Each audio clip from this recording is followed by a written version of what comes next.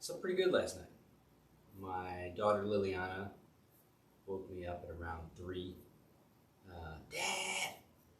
So I walked in there and laid down next to her. That's all right. I remember being a kid and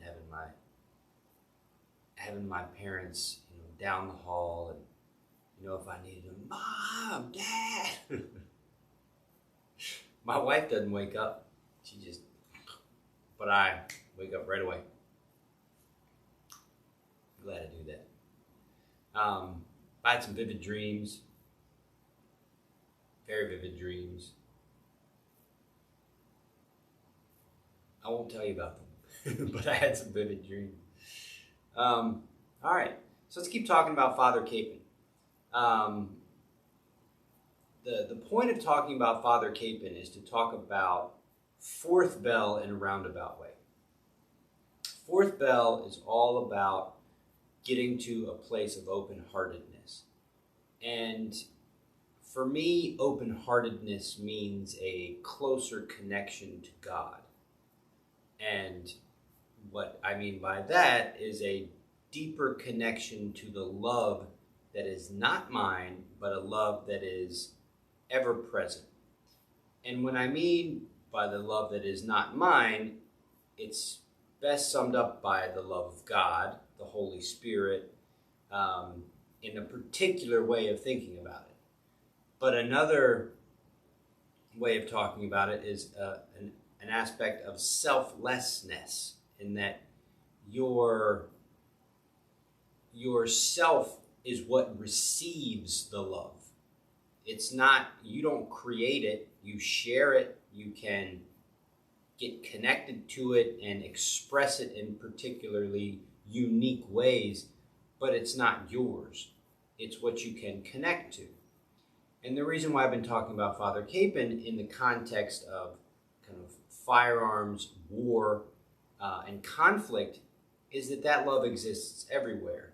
And there's a quality to it that is protective. There's an element that is all-powerful. And that all-powerfulness was articulated yesterday by Father Kapaun's ability to walk up to someone, the guard, who was in a state of probably hypervigilance, probably in kind of a battle mode.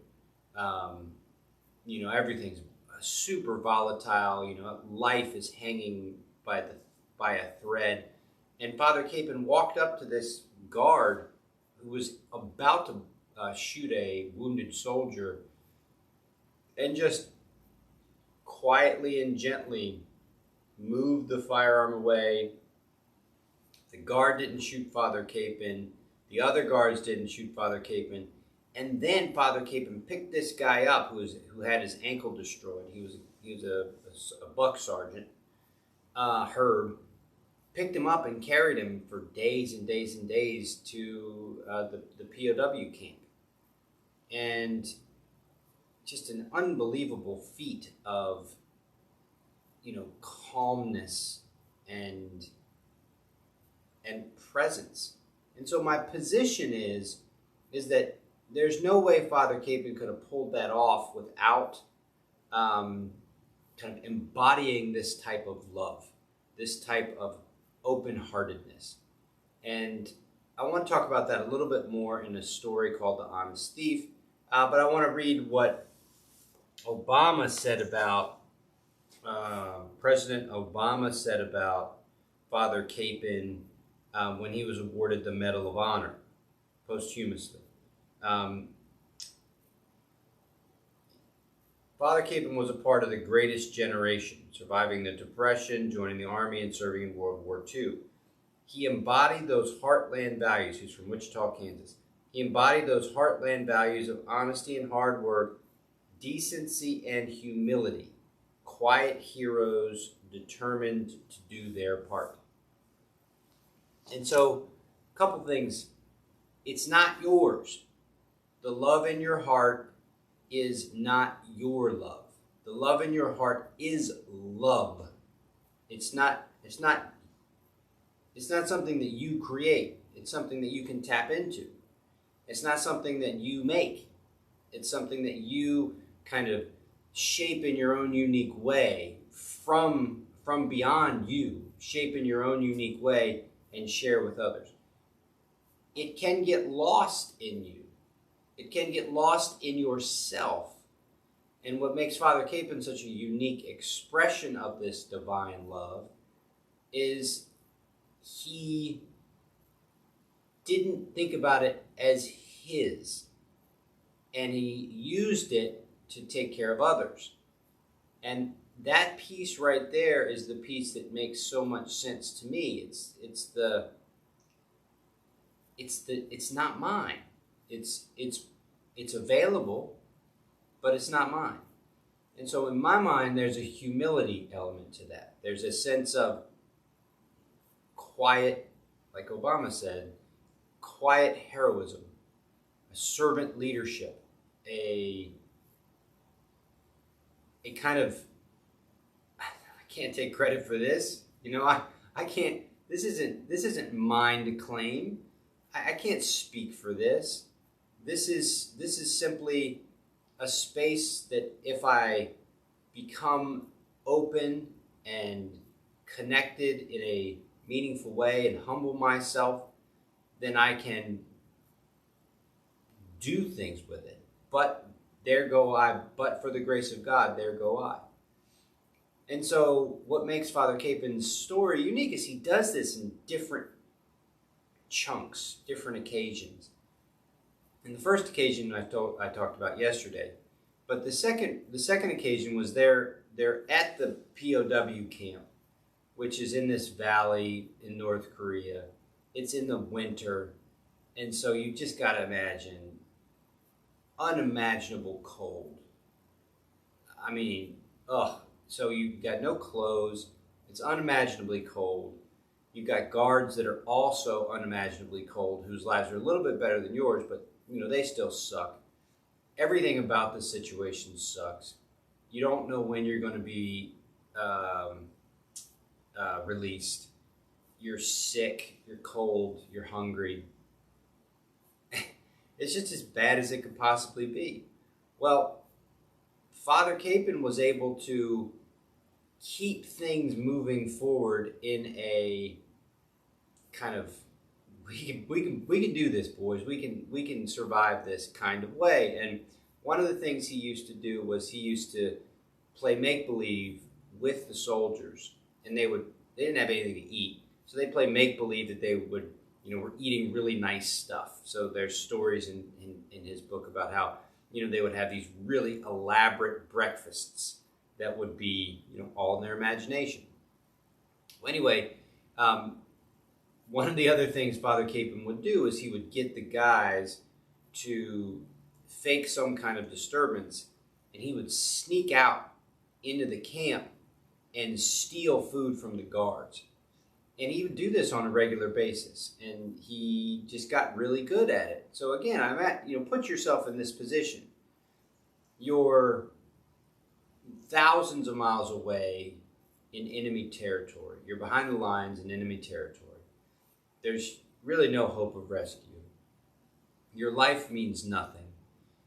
You're a bargaining chip.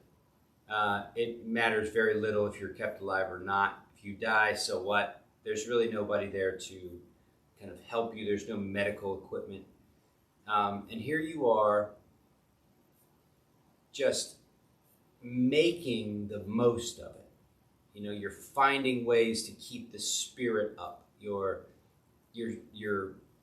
stealing from the guards to get extra little bits of food for your men.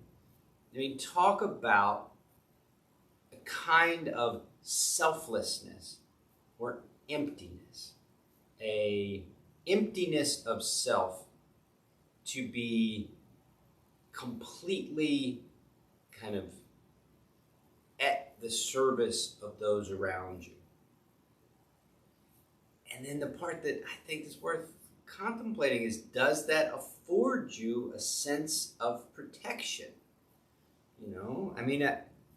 I know from the Catholic tradition, there's all kinds of scripture and story about the protection of God. That's why the invitation email was, you always find finding open-heartedness in foxholes.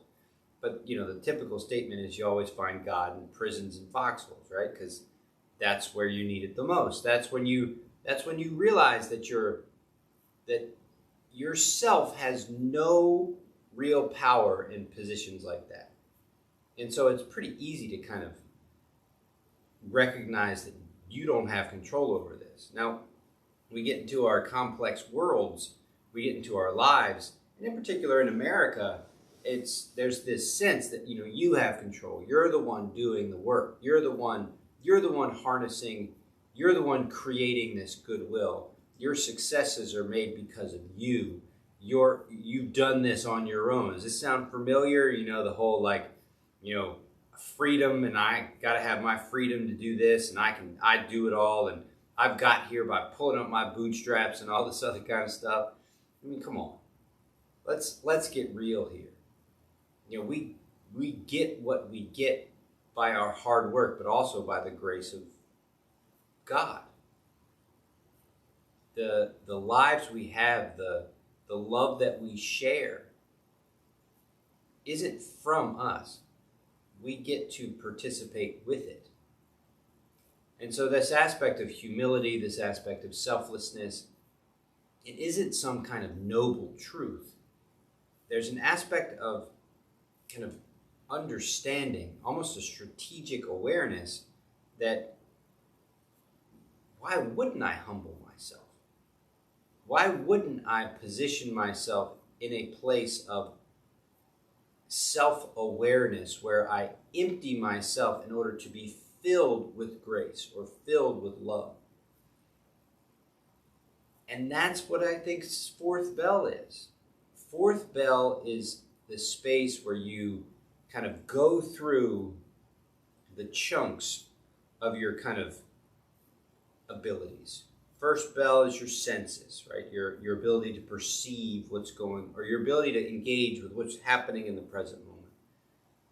Taming the mind, the self that kind of identifies the individual as the arbiter of success and good job and power and prominence. Taming that, okay? Not saying it's bad or denying it, just taming it, coming into the present moment. Next, coming into the body. Acknowledging that you do not have the power that you think you have. You have limits. There's no getting around it. So you come into the body, you reconnect to the body, you interact with the body. Third, your autonomic systems. The system of your breath, the system that controls which organs turn on and off, blood pressure, body tension. You tap into that and you settle that. You settle these layers because each of these layers make up yourself. You settle those layers and you go to the place of gratitude, and gratitude is in and of itself humility. It's a sense of, I didn't control this. I'm grateful for what I have. And then it's that next step, which is compassion, which is the story of Father Kapaun, which is the story of other great servant leaders who have seen their role in this divine essence, not their control over it. We'll leave it at that. 1, 2, 3, 4. We're on bell 4. Let's practice. So get yourself 1 to 2% more comfortable.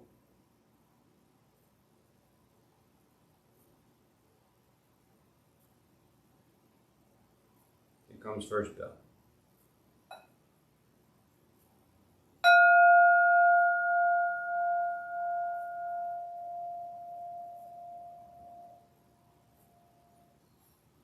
Sight, sound, taste, touch, smell.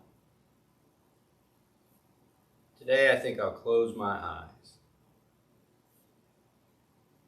Just kind of feel the heaviness of my eyes. Notice that showed up first. There's a yawn. Feel the wetness in my mouth.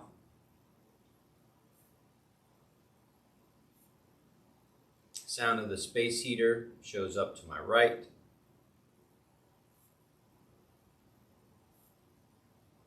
It's just an inventory of the present moment. An inventory of the present moment based on your senses.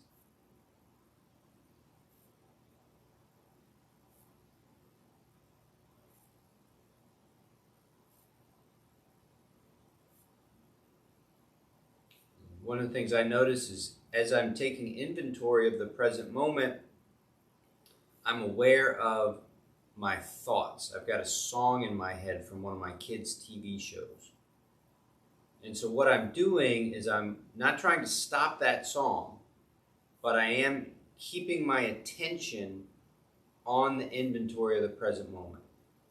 And so there's this interplay, right? There's this choosing over and over again to come back to the inventory, over and over and over again.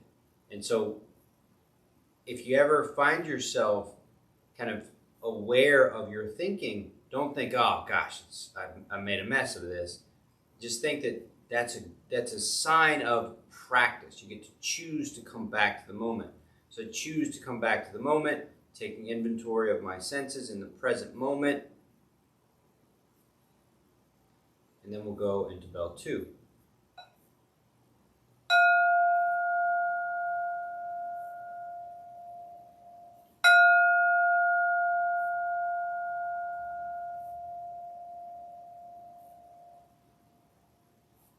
So from taking inventory of your senses, you kind of take stock of your body. And the first place you take stock of your body is where it's seated, which is your ground. So the ground beneath you. You just tap into all the parts of your body that are connected to the ground beneath you. And as I'm doing this, I'm noticing that the kind of the thinking, not so much the thinking, but the song worm in my head is less noticeable. And so all that means is that when I put my attention onto my ground, there's just some kind of thickness. There's a viscosity to the experience that's more robust. So from there I go to my pelvis. Again, you're building that kind of back and forth. You're kind of shining a light on that section. Taking stock in what's there, what feels like what. I feel I'm looking forward to my coffee and I'm going to go take a shit after this. I can tell, I can feel that. From there, I go up into my guts, my core. And I can tell, so I can feel the need to eliminate below my belly button. So I can feel that. I'm aware of that. It's just sitting there. I can tell. I can feel that inside myself. Now, if I go up into the belly region, there's nothing there. There's no sensation. Now, it's interesting to have a space that doesn't feel like anything above a space that feels like something. And it's just the qualities of the sensation I'm noticing. I'm taking stock. I'm not taking analysis. I'm not taking story. I'm not creating I'm not creating a bunch of story about the experience. It's just something I'm taking stock of. I move up to the heart space. Heart space, same thing. Kind of moving a little bit, taking stock, noticing just kind of how the chest space feels. I'm also working towards alignment, so I'm working towards a sense of uprightness. So I'm kind of aware of my shoulders, aware of my collarbones. Follow that up to the throat. All right, go in there. right after the yawn, I had a bunch of spit in my mouth, so I swallowed it down. Again, noticing the sensation, swallowing it down, staying in the present moment with the sensations themselves. It's not an attempt to become unaware or zoned out. It's an attempt to really drill down into the present moment. It's kind of funny. You become selfless by really digging into the self in the moment. The way the self becomes the dominant kind of piece of your experience is when you project self into the future, or when you analyze self into the past. So that's really where self comes in. The only way to get to this kind of loving presence is by moving through self, which is what it means to armor down. You're moving through self to get to that kind of conduit, which is your heart, of the goodwill, of the love, of the grace. That's what you're on your way to. So moving up into the head, getting taller by a millimeter, hack the vagus nerve by softening in the face, softening the jaw and the cheeks. Throw a little smile on there. The vagus nerve is the wandering nerve. It's really a sophisticated, highway of information going up and down the spine, throughout the body. It's turning organs on and off.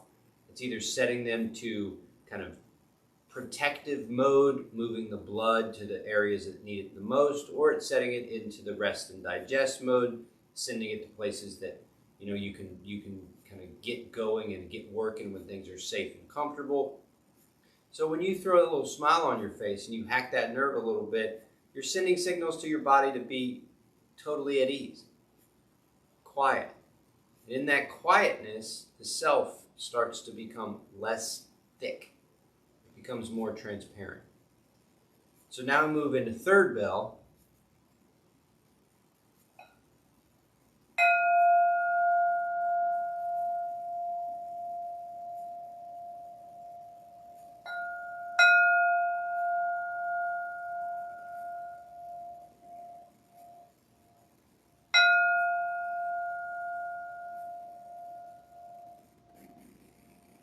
Third bell is all about getting into the breath, okay? So the breath represents another way to kind of hack your systems, okay? Your systems are your parasympathetic and sympathetic systems that dictate how the rest of your body is going to be kind of operational.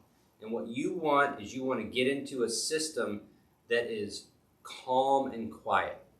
You don't want to get into self-preservation, which is parasympathetic.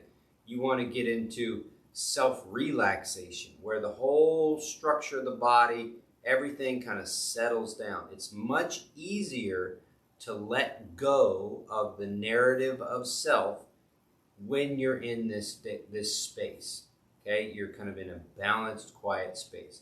And so what we're going to do is we're going to use the classic breath practice, which is 4-7-8, which is designed specifically to slow your breathing down and to create a parasympathetically leaning internal environment.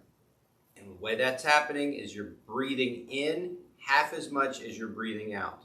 Your exhale stimulates the parasympathetic side of your nervous system. So we're going to also add a little breath hold. That's the 7 seconds at the top. And you're just going to, you're going to hack your nervous system, your autonomic nervous system. For years, we weren't supposed to be able to do this. You can't do this. It's autonomic, meaning it's automatic. You have no control. That's not true. You can hack your own nervous system with your breathing. So we're going to do it 6 times, 4 seconds breathing in, 7 seconds holding, 8 seconds breathing out. So do it 6 times, and we'll meet at fourth bell.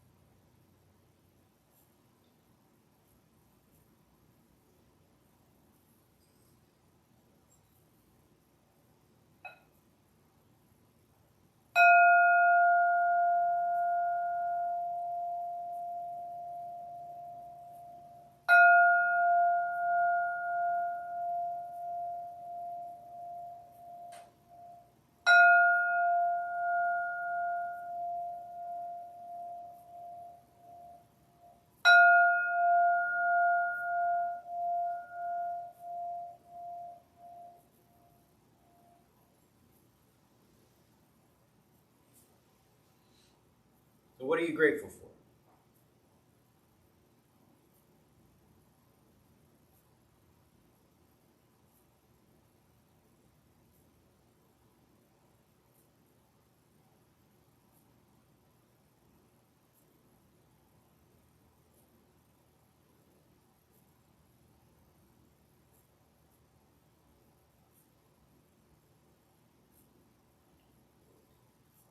Now, think about this cultivation not as something that's yours.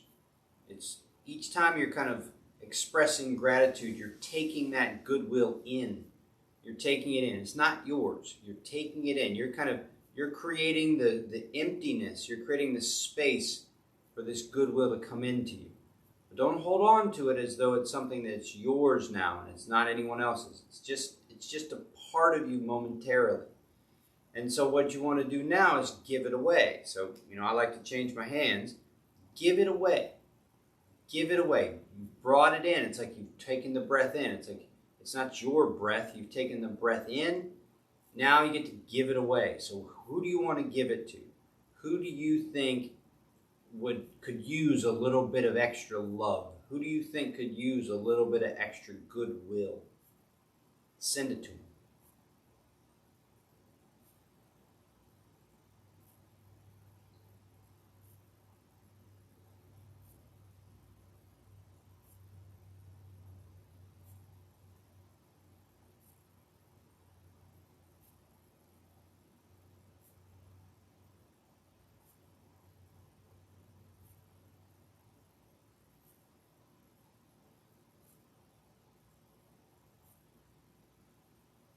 Now be intentional about your end. So take 2 breaths, and on the second exhale, the practice is over.